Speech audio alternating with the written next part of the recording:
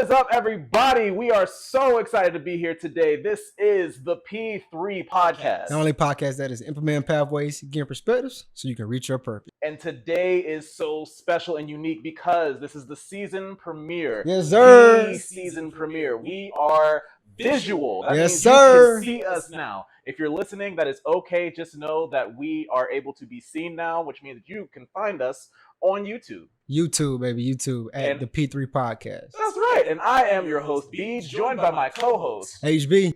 And we are joined today by my very special, close, personal friend, Khalid Johnson. The picture gone. Oh my goodness. If you guys have seen any of the content that we have been posting for the countdown that led up to the season premiere, it was literally all caught by this man. So please, make sure that you give him a follow on Instagram. Make sure that you check out the tags. Make sure that you give this man his flowers, because without him, P3 would not be able to have produced what it is that we have produced to get you all ready for season 2. And in order to pay a little bit more homage to him, we just decided to bring him on the show. If we're going to go visual, we might as well have him be our first guest, got right? to, because without him, we wouldn't even be visual. Exactly, you know what I'm saying? We would not be visual. He literally helped us with the setup today, y'all. It's crazy. So in order to do that, I figured let's just, get into some icebreakers, So just to help us get comfortable, set the mood a little bit. So I took the liberty of not only combing your social media, not just doing that, but also just I know that you're a kind of person considered intellectual, you have a lot of interest outside of the creative scope and the creative lens. So I want to get your perspective on some questions. I call this getting to know you. So just some questions, just to literally do just that, get to know you. First question is, who do you sometimes compare yourself to? Yes, we jump right in as soon as the episode starts. We jump right in. Who do I compare myself to? Yeah, look right there at the people that's watching you and tell them. Who do I compare myself to? I'm not often in the game of comparing myself to anybody, just because I think that breeds toxic competition. Yeah. In a way, right? So with comics, it's so collaborative, and you want to get in with people, work with people, and comparison just breeds jealousy. I guess people that people that I style myself after and look to often.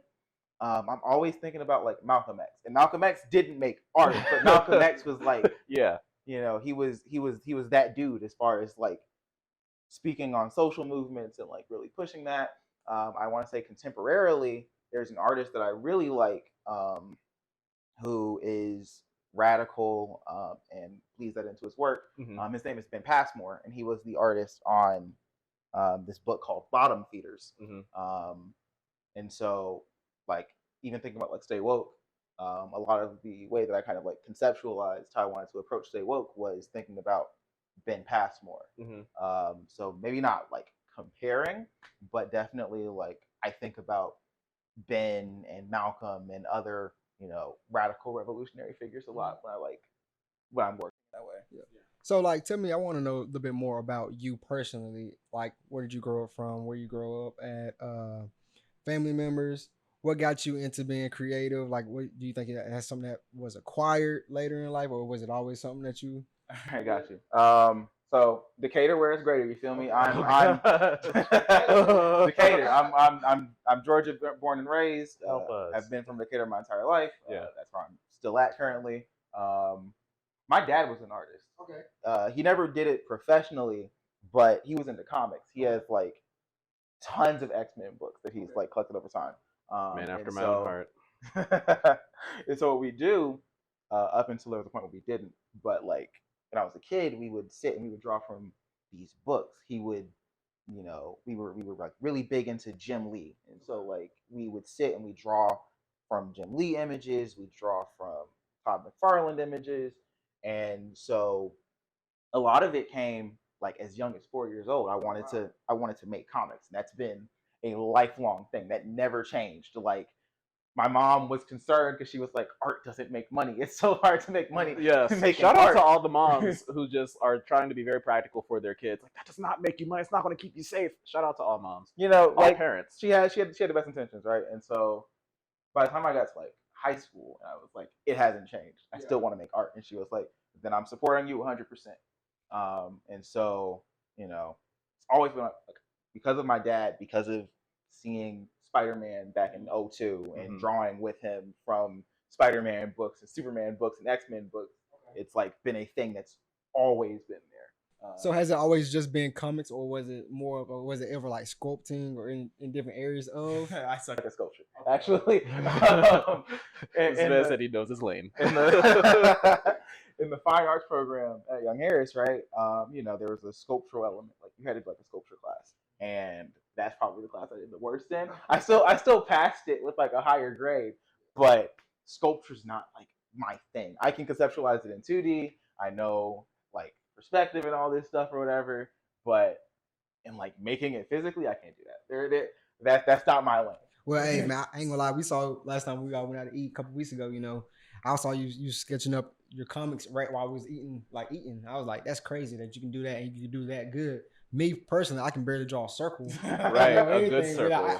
For me to draw a circle, I put a candle or something up. Exactly. I need something to trace. I still do that. I'm trying to get to a point to like speed up my workflow a bit, and so with that, I'm doing a lot more digitally when I'm making comics now. But if I'm drawing traditionally, no, I'm gonna like grab a cup or a candle, something, make a circle, because you want it to be as neat as possible. So just for like clarity purposes, because I feel like we started to dive in and we're starting to go down a rabbit hole. I don't want to get too far off without the audience and the viewers. Now, viewers, it sounds so weird saying that, but having them know like a little bit about you, because we have a history with you. Like you're one of our close personal friends, but like you are. I'm gonna make sure that I list this off correctly. You are a cartoonist. You are a storyteller, videographer, photographer. You did a little bit of acting, but it's just for the sake of getting the project done. It's more so for the sake of telling the story. You of course, story design, story building, anything that has to do with the story, really. Graphic design. Did I say that already? No. Graphic design, because you helped me with my logos. Like, guys, if you look at my personal YouTube channel, all of the theme songs that I have done and the logos that happened at the end, literally, this man helped me with that. Again, book him. But you've done all of these things, and my question to you, and it seems like you are the most like drawn and attracted to art and comics, and you've given your story to an extent about like how that came to be. What about the other stuff? What about the photography, the videography, like all that stuff? Like, where did that interest and pursuit of passion come from? And I've kind of shifted away from this a bit. The more I've gotten into like comics and stuff. Don't worry, I brought you back. I brought you back. But when I was like making the ideas for comics, a lot of it was, and like comics and film and photography, they share like similar languages, right? And so, the way that you're structuring a panel is in part similar and in part very different from the way that you shoot a film, from the way that you shoot a picture. But when I was first coming up with ideas, like Dark Watch, that's my baby. That's like my first idea, right? And can you explain to the people exactly what Dark Watch is? Dark Watch is the first comic I ever made. It like the first one that I made, like cover to cover, finished it. There's like finished books, right? Yes. I have copies. And it was me thinking about how few Black superheroes are like the front runners of their own stories, right? And I wanted them to exist. I wanted to like create superheroes that were like free from a lot of the stereotypical representation. One of my biggest influences as well is Dwayne McDuffie, may he rest in peace.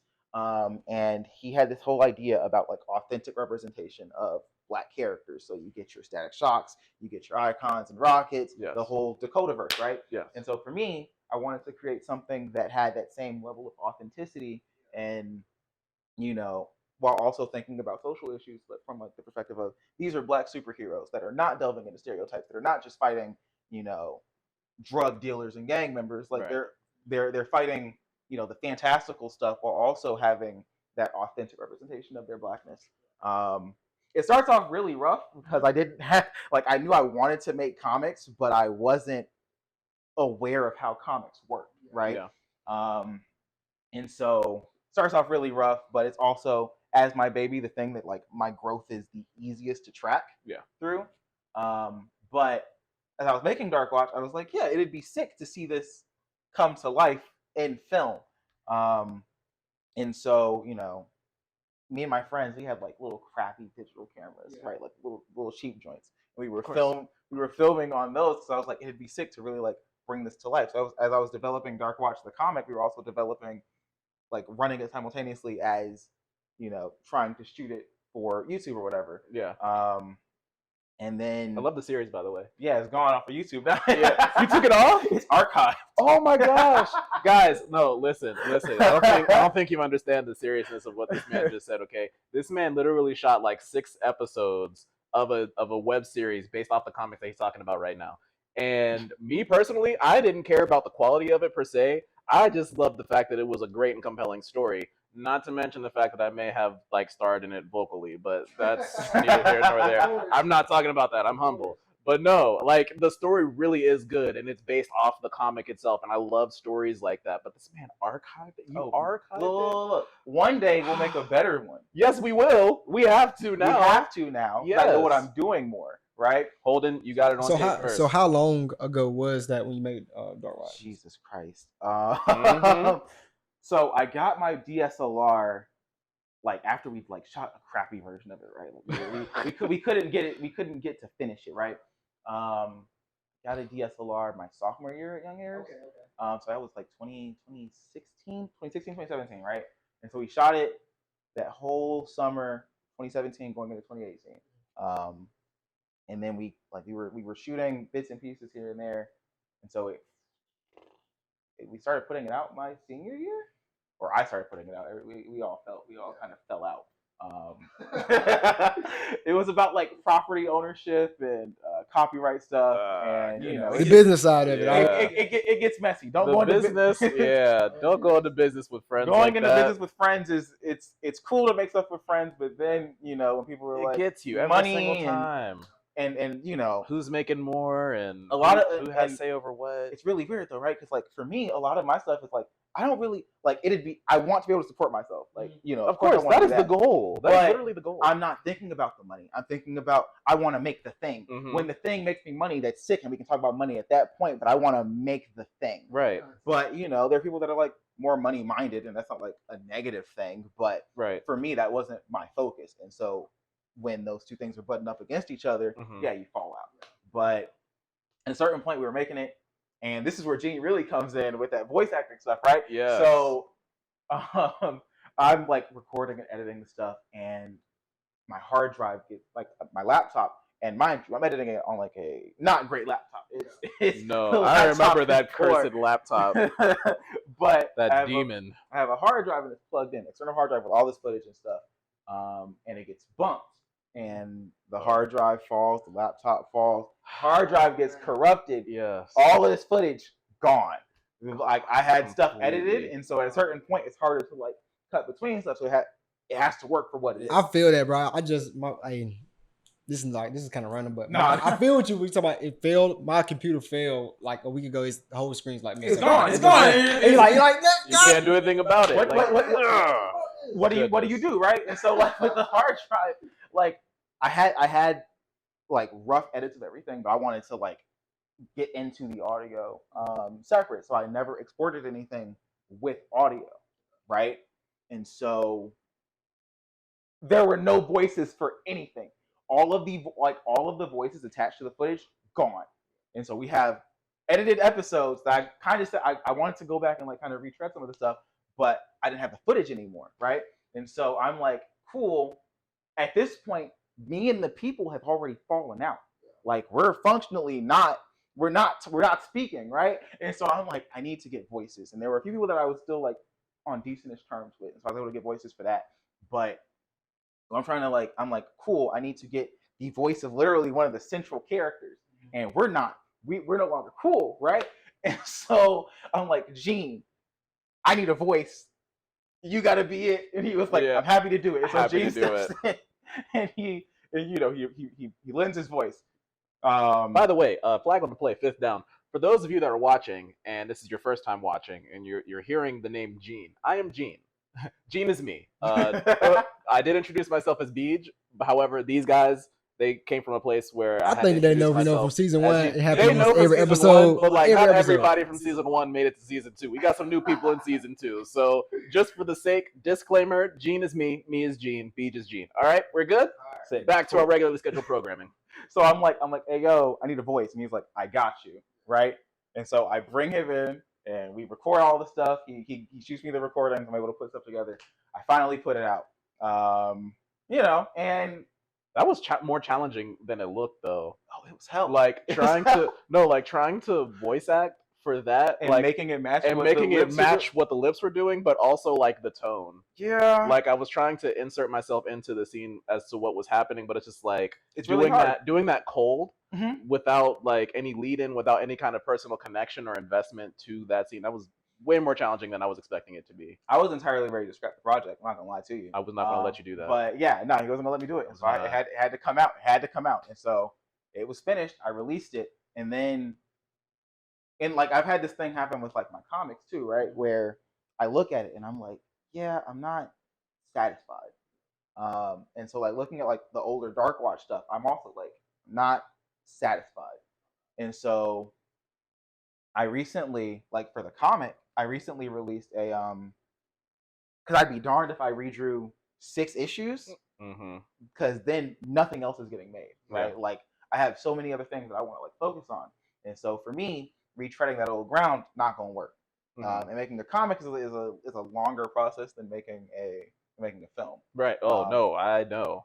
Especially because of like I'm doing it by myself. Like the comics, it's all me. I'm writing and I'm drawing and I'm coloring and I'm inking all that, right? And so for me, I'm like, I'm not going to retread 6 issues. It's not going to happen. I'm not going to retread 4 issues. It's 5 people's jobs on 6 issues. Absolutely not. And so unlike the show, unlike the web series, right?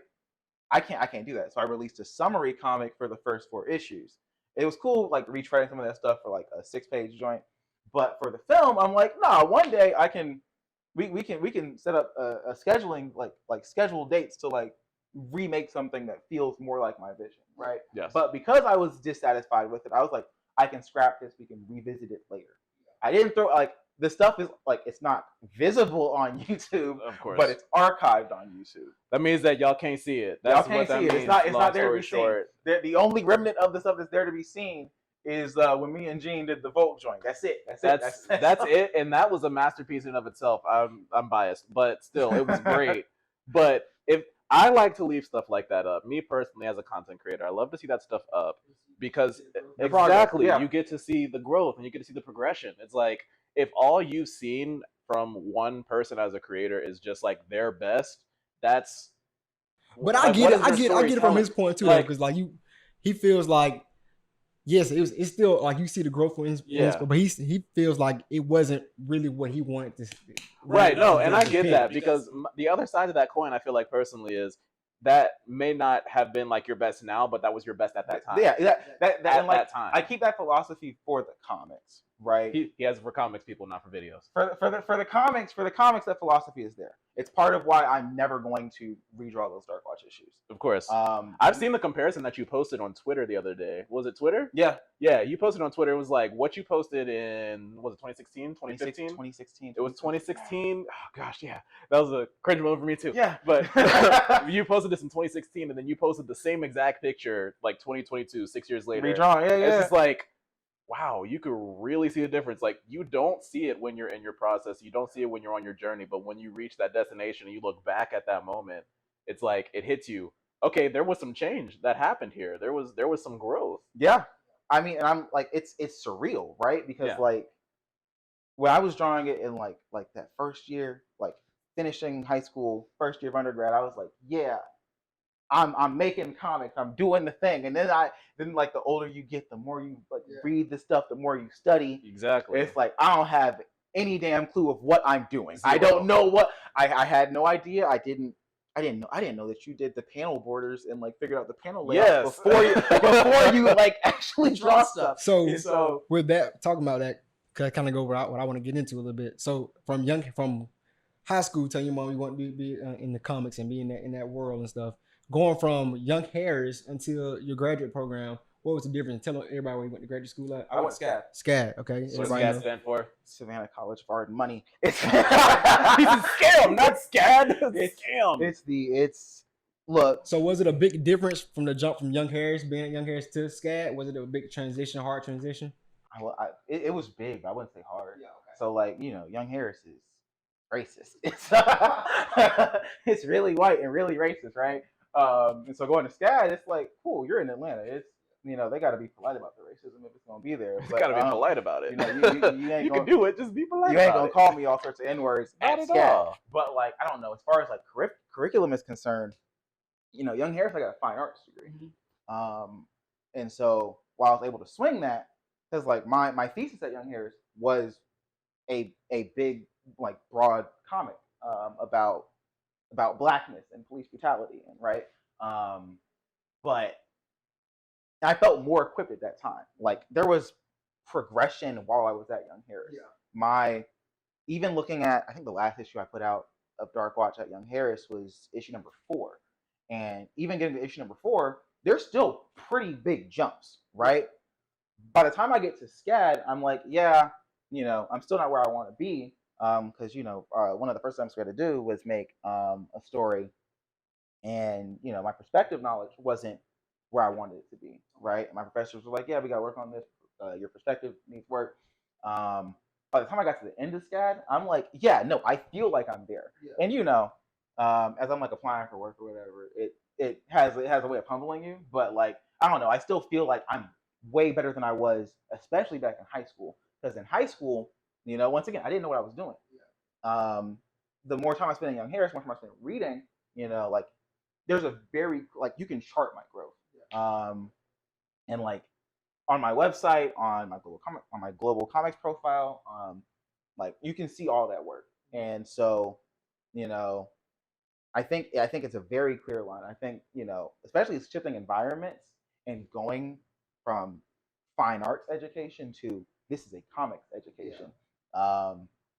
Very big shifts. I think I don't want to like dump on Young Harris, right? Because I think for what it's worth, Young Harris helped provide me my there were voice lessons. and lens. Yeah, I was gonna say there were lessons that were learned. Yeah, in that particular season of our lives, like between all three of us, I think all three of us, like that's what I would say about my time at Young Harris. One thing they did, what they said when I first came into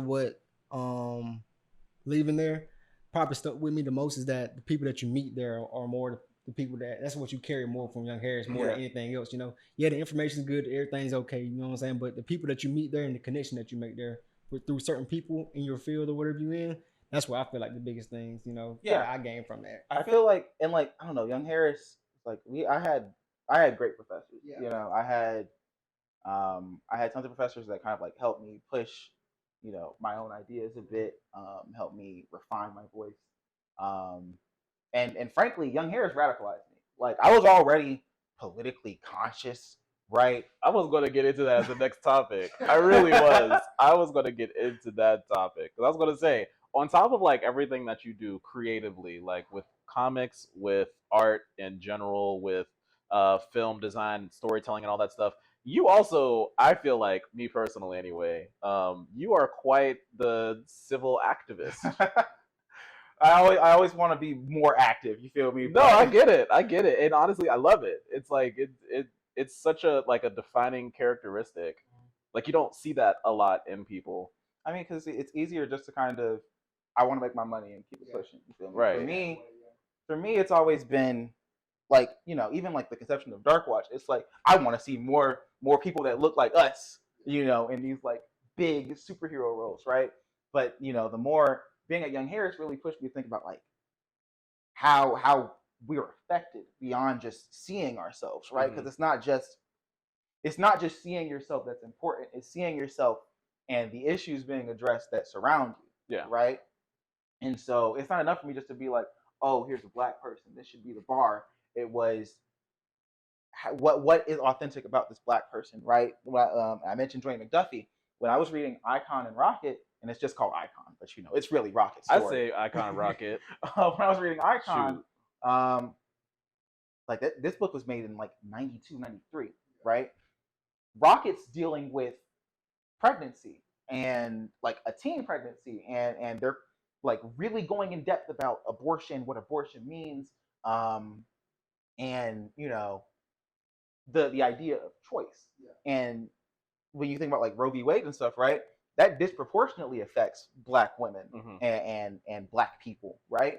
And so, in the 90s, Dwayne McDuffie is tackling this. And so for me, the more I'm reading this stuff and the more I'm taking it in, I'm like, yeah, I want to really use my voice and try to influence change in this kind of way. Yeah.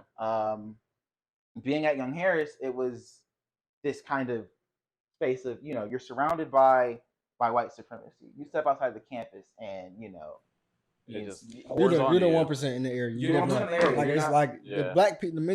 The Black people in Young Harris are at Young Harris College. Outside of the outside. Now it has gotten better over the years. Like I think you graduated a year before me. It was more people. I go into the community. You see more Black people in the Walmart. Yeah, Walmart. But definitely the majority is at Young Harris College. You know what I'm saying? So when you go outside, you definitely is not. Nobody that look like us. And it's weird, right? Because like when I think about the Black folks at Young Harris, right? You got like two extremes. Yeah. You got the Black people that get the movement and understand, and then you have Black people that are like placating the white people, and playing into the white supremacy. And for me, I'm aware of my Blackness. I went to an all Black high school. You feel me? And so as I'm seeing a lot of stuff sliding that shouldn't be allowed to slide, I'm like, nah, this ain't it. My first 2 years at Young Harris, every time I'd cross the street to go to the art annex, I'd hear a hard R like hurl my way because somebody was like right past flying through the street just and could say it, and there was no consequences. And I'm like, no, I'm not cool with this. And so one of the things that I do like about the campus is it's so small, right? Yeah. On a bigger campus, you can't make something shake like that, right? On a small campus, you can have ripples and like you can really make a change. Right. And so one thing that I wanted to do and that I'm happy that I was able to accomplish there was start the Black Student Union. They're already there. There's like 13% Black people on this campus, and told you this man's an activist. This man will assemble. We needed a space for Black people to be able to talk about Black issues and be able to just have that solidarity and safety. And so I was like, nah, BSU. At the same time, like once again, my thesis was about being Black and dealing with police brutality. It's like a timeline from the Rodney King incident all the way to Trayvon Martin, as I'm like thinking about, cool, there are all these people that don't care about police brutality, and we keep seeing stuff happen. My senior year, Botham Shamjean was shot because that off-duty cop like kicked in his door thinking it was her apartment, and she shot this man, right? And so I was like, no, police brutality has been like a constant thread within the Black conscious, like from the time I was in high school, early high school, all the way to now, and it's persisted. And so I wanted to like talk about and address that. And so being in a space where you're inundated with conservatism, with white supremacy, it pushes you, or it should, right? Like because you had the students that see. That's what I was just about to ask you about when it came to the creative side of and being in a predominantly white area. Were you ever like, do I want to push that button? Do I want to push that button, or do I want to just stay here in the box? Cross it a little bit, but not too much. Yeah. What was that creative process like? I kind of hit this point of, I want to be a button pusher. Okay. Because do you feel like you have to be that when you're trying to create a comic in that situation of trying to really get the message apart? I don't feel like you have to, but I feel like for me, for me and like pulling on my experiences, I want to talk about this stuff, right? So like currently the book that I'm most proud of like making right now at least is Stay Woke.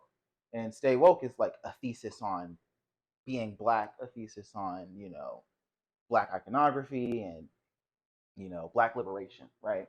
And so one of the ideas I had, and I don't want to talk, actually no, I'll talk about it a lot.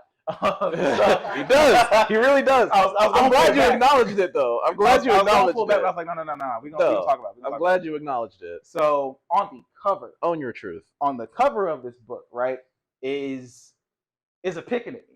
And the thing about this character, right, I was thinking about, there was a store right next to Young Harris where they sold lawn jockeys. Right? Oh yeah, okay, Yeah, okay, yeah. yeah. And so That as was I a was thinking big about deal. the idea, I was like, I keep thinking about, you know, why those are offensive, right? And how we as people are represented in these stereotypes and these caricatures. And so I was like, yeah, nah, then I want to take this and not flip it, because I don't want to reclaim this. Right. But I do want to think about, you know, how we see ourselves in some of our stereotypes and taking the power back from stereotyping per se, right? And so, spoiler, Little Blackness is gonna die again. Yeah, no. Little Blackness. Listen, you guys don't understand. I've read the comic, okay, and I personally grew attached to Little Blackness. Little Blackness has my heart, okay. You're gonna be dead. Little Blackness has my heart, and now my heart is about to die, and I don't know how I feel about this right now. And so what I was thinking about, right? I was like, cool. How do I resolve the story? It's only gonna be 4 issues, right? And so he's a stereotype, right? Like he's big red lips and like really black skin, like only the eyes be invisible. You feel me? I am exhausted. And so what I sat with was, you know, what is the most effective way of dealing with these stereotypes, right? It's eliminating them entirely. And so I wanted to think about it in terms of sacrifice. Yeah. And so in the second issue that I'm currently working on,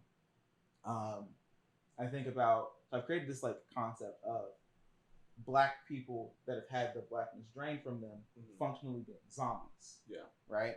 And so they're attracted to blackness. They want to kind of, you know, prey on Black people, right? And the police use them as almost like canine units. Yeah.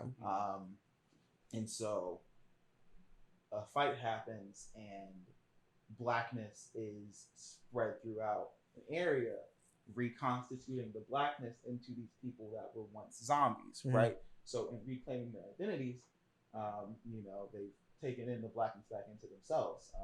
They're no longer isolated from that.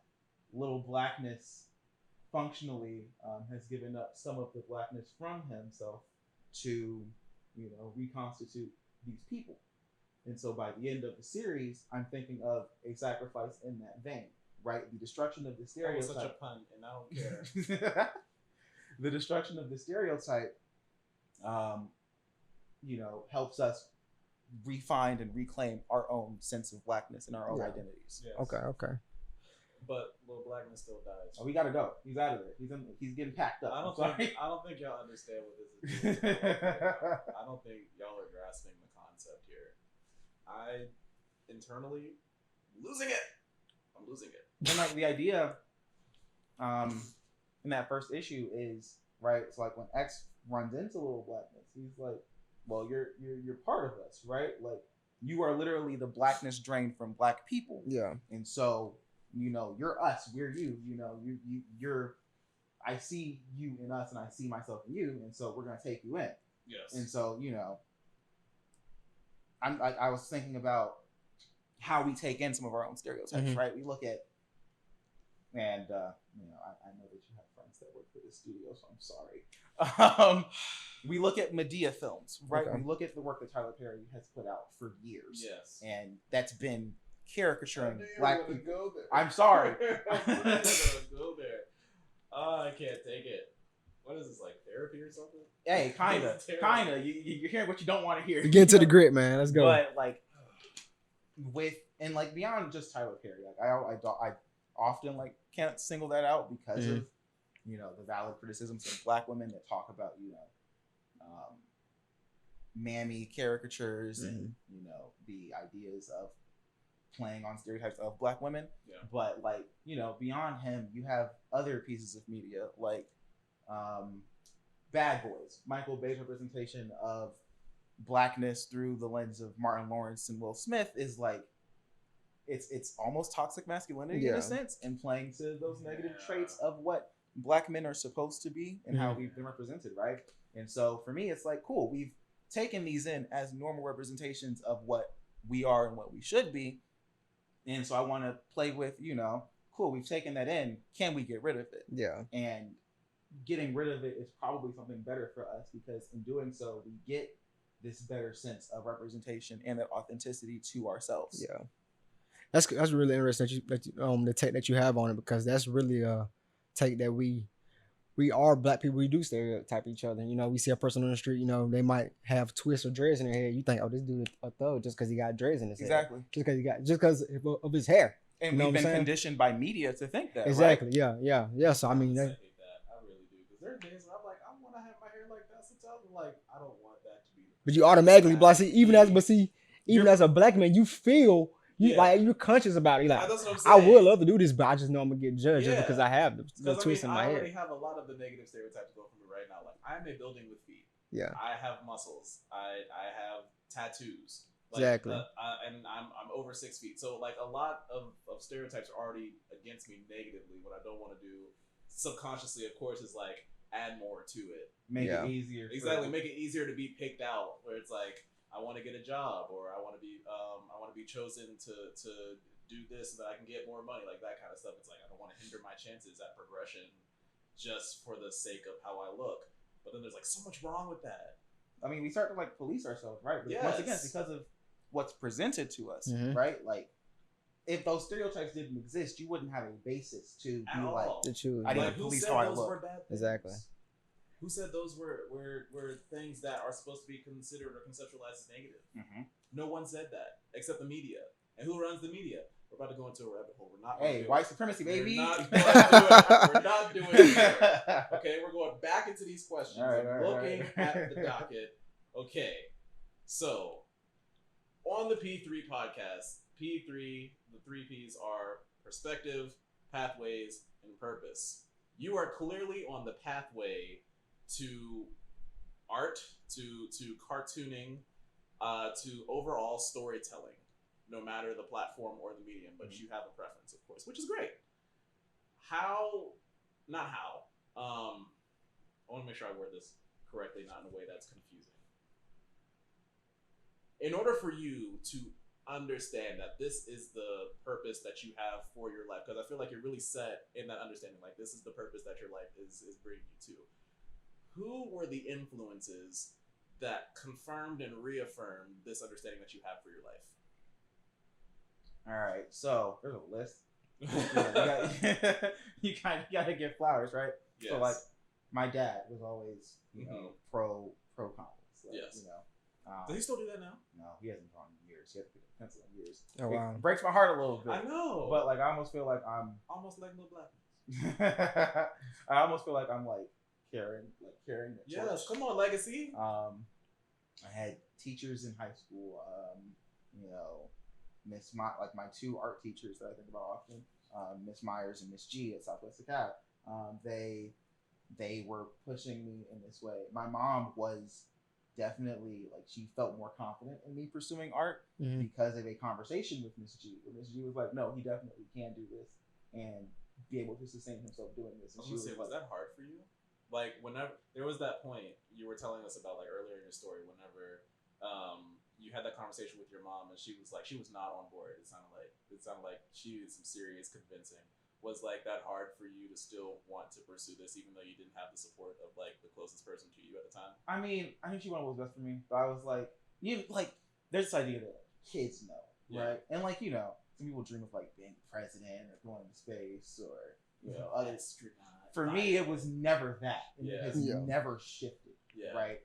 And so like, I just knew I had to convince her, and I was convinced in myself. Yeah. And so I was like, I know this for me. And at the end of the day, that's all you really need. At the end of the day, I'm gonna do it, and I need, you can be on board or you can't be on board. Yeah. And that's a decision that you got to make. It's either or. But my folks are supportive. I come from like parents, very loving, very supportive, and when I got to SCAD, one of the big things was my professors, talked about this. They were like, we have to. The issue is sometimes you have to convince the parents. Yeah. And they were like, because comics, you say you want to make comics. Comics is not, it's not secure, right? It's not secure in the same way that, selling insurance or being a CEO or being a doctor, all these things are like more guaranteed. Yeah. This isn't as guaranteed. Yeah. Even me trying to look for work now or looking for more professional opportunities now, is a dice roll. Yeah. But, going to Young Harris, and the friends and the professors that I met there, that were encouraging me. Ted Wisenhunt was like, Ted was like, nah, man, say what you want to say in your work. And because I was like, I'm not sure if, like, there were moments where I was questioning. I was like, no, I want to press the buttons, but I also know that I'm black here. Yeah, exactly. I want to say what I want to say, but will I be heard? Yeah, exactly. Will I be heard? How am I gonna be met? And Ted was like, nah, talk your shit. And I was like, cool, then I'm gonna talk it. All right. Yeah. So tissue. and Dr. Frank, Dr. Dickman, you and Jackie, for Professor Span, all these people that were like championing me to keep doing the stuff. Yes. My professors at SCAD,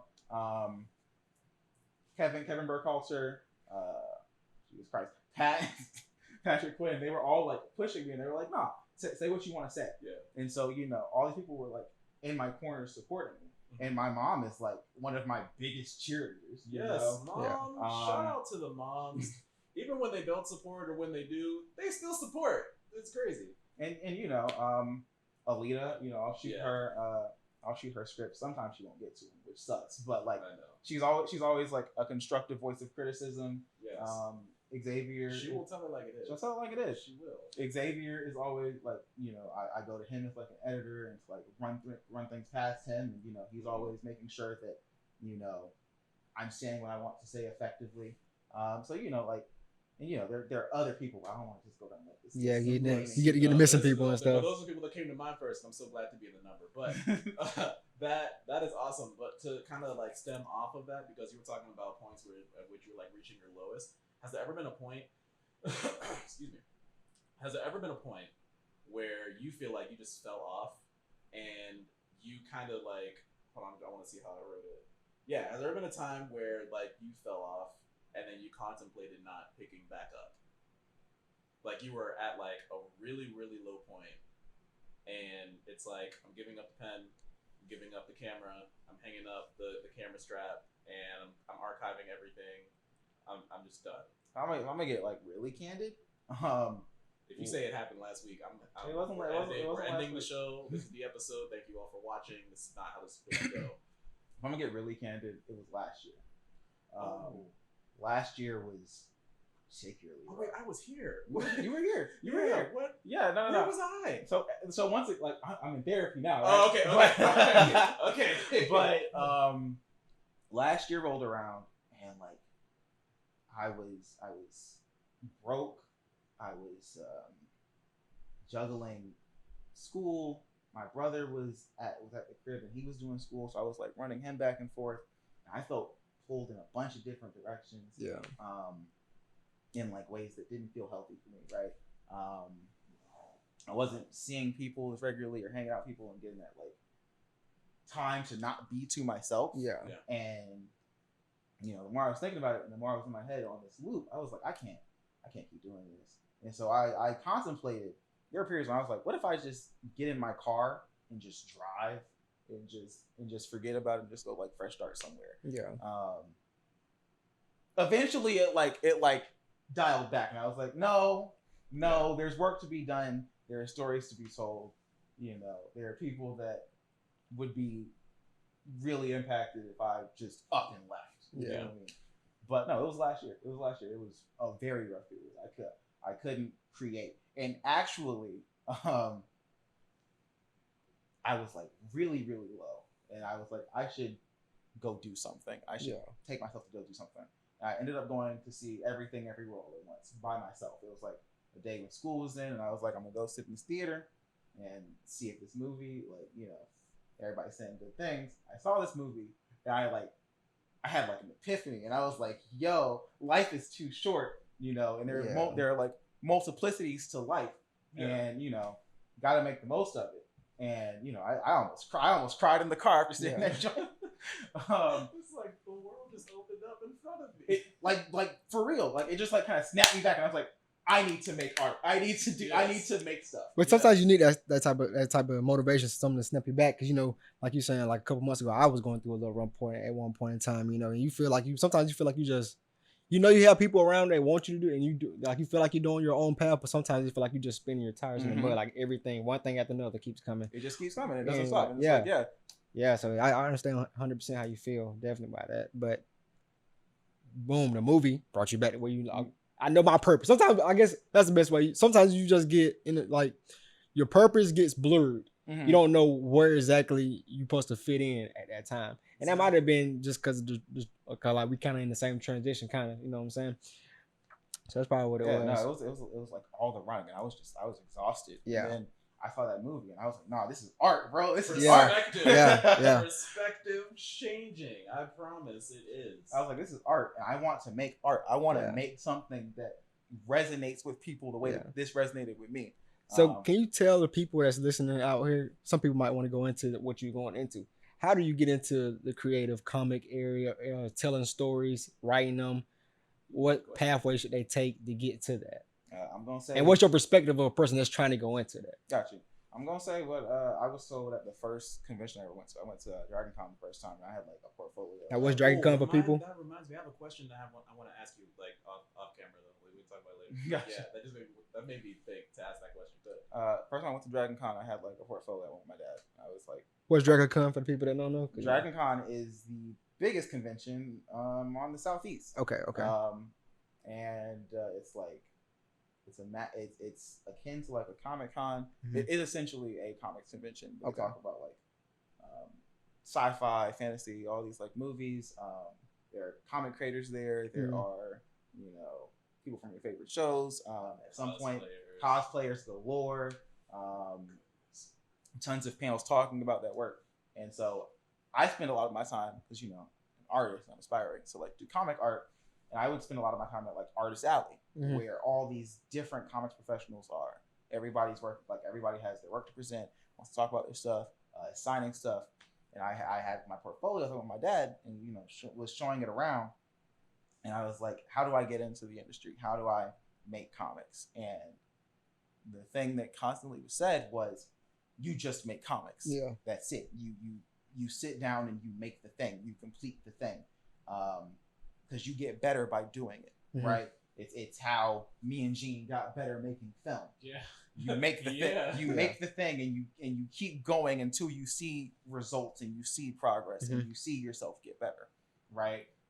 And so for me, it was always okay. That's how the first Dark Watch, ends up being made, because I was like, I need to make the thing. Yeah, for better or worse, I made the thing, right? That's it. And because I kept making the things, I got better, right? You don't like. I look at that recap comic and I look at those original pages and I'm like, God, dog, this like night and day, It's rough out here. Like really taking the time to sit with, my talent, my gifts, and really like hone in on them, right? Because it's not. You can be naturally talented, you can be naturally gifted, but if you don't pour anything into that gift, you're not going to get anything out of it. Exactly. And so, to anybody that like wants to make stuff, me, I sunk thousands of dollars into going to school. Joe Biden, come save me. Right now. Yesterday or sooner, please. That man said 10K, and I was like, this is 10%. 10, bro. Okay. This is tithes and offerings. I'm going to need the whole thing. This is tithes and offerings. No, pay for it. All of it. I am sick. Oh, God. But like, for me going to art school, help us. I needed it. I needed the structure, right? But for anybody aspiring, there's YouTube videos. There are people that are willing to take the time to like walk through the stuff, and like talk through it. For me, I needed that structure. Yeah. And so I needed to go to school. Yeah. I don't need it as much as some other people do, because I kid you not, my coloring on earlier books wasn't great. Yeah. Right. And we were doing a critique session, and I got some criticism that I needed to hear because I hadn't heard it. Yeah. And it was like, no, your colors need work. Yeah. And, I taught myself, coloring fundamentals, and then had those reinforced later. But, I needed school. Other people might not need school the same. Yeah. But, take the time to, research and learn and constantly practice. Because, you don't application is important. Yeah. You keep working, and eventually you're going to see those results. Yeah. Now I'm like, I could hopefully go professionally color for people, but I'm constantly working. I'm constantly looking at what other people are doing. I'm constantly researching. I'm constantly making books or making art. I've forced myself to this point, and I hate doing this. I hate gamifying social media. I prefer to just make the thing, put the thing out, and then just let whatever happens. Yeah, but I've gotten to the point where I'm posting every day. Yes, I get your notifications now. I have turned on post notifications for Khalid. I always look forward to his work, and unfortunately, I'm not in a position where I'm able to like respond right when he posts it because he always posts while I'm at work. I'm at somebody's meeting, but he still posts it. And I'm like, well, this is like an everyday thing. Is he doing this like every day. intentionally? Every day. What is he doing? Eventually, but consistency. All it takes is one, guys. Yeah. Seriously, all it takes is one. Consistency and starting and perfecting your craft is always going to be get you to the point that you want to be. Exactly. For real. Exactly. So that's like even that's in anything in life. Anything you want to pursue, anything you want to be, you have to put the consistency. You gotta be bold enough and like open-minded enough to get out there and do it, and like don't worry about if you're gonna fall on your head. And exactly. I mean, because like if you're gonna fall, just fall. You take them bruises, you take them lumps, and then you get back out there and you figure. Like for me, and this is like in every facet of my life, right? If I hear you need to work on this thing, this thing needs some work, or like even in like interpersonal relationships where it's like, cool, you did this thing, I didn't appreciate this. I'm immediately like, well, what can I do to fix it? Exactly. What can I do to be better, to functionally make myself, my work, me as a person better, right? And so, with my art, I'm always like, cool, what can I do to be better? And if I hear the feedback and it's like, work on this, then I'm immediately working on this. I heard my colors weren't great, and I was like, cool, what can I do? Like, I sit with it for a little bit. I'm a little heated. I'm like, man, you don't know what you're talking about. Right. Did you really just say that to me? Did you really just say that to me? But like, once that like fades, I'm like, cool. Now that I'm like out of my feelings, what do I do to get better? What do I do to make myself better, to keep pushing? Exactly. That's good, man, for real. And that's fire for people that's out there just trying to do anything in life. But definitely people that's trying to get into the comic world or just the creative world. You got to do it, and you got to put the work in and listen to what Khalid did, the steps to get to it, and maybe you can be the same way or better. You never know. Hey, better. Hey, always push me better. Yeah. Always. All right, so to close out this episode, because we have been talking for a while, listen, there's still so much that you do not know about this man. There's so much you don't know about his story. There's so much that he could like literally pour into. We could sit here literally for hours and talk about like this man's journey, the perspective that this man has on the creative world that's around us now and how to get into it and around it and through it. But we do have to close out this episode. And for us to do that, we actually have a game that we're going to play. This is the rapid fire question round. So I'm going to ask you questions, and you have 5 seconds to answer. Gotcha. Holden, I need you to get a 5-second timer on your clock. And I have some questions. Literally, it's going to be like gut reaction questions, but they're going to be a little challenging. Gotcha. Okay. So let me know when you're ready, Holden, and I'm going to go ahead and fire it off. Good. All right, ready? Talking or texting? Texting. Summer or winter? Winter. Favorite day of the week? Friday. Last song downloaded? Heavy by Ivy Soul. Favorite holiday? Christmas. Super strength or flight? Flight. Do you think it's wrong of vegetarians to eat animal crackers? What? No. I have to ask. Here's another one. Nani or Jasmine? Jasmine. Really? Oh, okay. I'm here for Nani. You got 1, 2, 3, 4, 5, 6, 7, 8, 9. You got 9. 9 out of 15. 9 out of 15. We missed a whole 6. It's okay. It's all right. That's good. But yeah. Khalid, listen, always an honor and a privilege. P3 and Great job. It's a great interview. I love. So thankful to have you be our first guest visually on the show. Yes. We definitely have to have you back. You got to come back. Yeah, I really want to come. I want to bring you back. I want to talk more about on the activist side, man. I want to get more into that and something that you want to get into. My favorite thing to talk about. Yeah, hey, we can get some real hot topics on this. So I told you, definitely have that back. Hot topics from this man. Yeah, definitely, man. But yeah, this was a great episode. Where can they find you? I'm on Instagram at KhalidJ16. I'm on Twitter at Khalid Johnson11 because KhalidJ16 is taken. I have a website, KhalidJohnson.com, where I host my comics. I do comic reviews. I post portfolios, and it's also where some of my contact information is. And I'm on globalcomics.com, and it's Hyper Comics. What about people that want to get into you for the photography, man? Yeah, That's like fire. recording and stuff. You can either go through my website where I have a professional email listed, Okay. or you can just message me on Instagram. All right, bet. Y'all do that, man. Y'all go follow Khalid, man. Tap in with him with the comments. Tap in with him with the photography, man. I'm telling you, he know what he's doing, and it's fire. And yeah, man, we appreciate you coming on, man. Thank you guys for having me. Holden, where can they find you at? They can find me on Instagram at Baisden, H1, that's Baisden, the letter H and the number 1. What about you, Beej? They can find me on Instagram at BEEJ_LY because Beej loves you. Find us on Instagram, the P3 Podcast at the P3_podcast.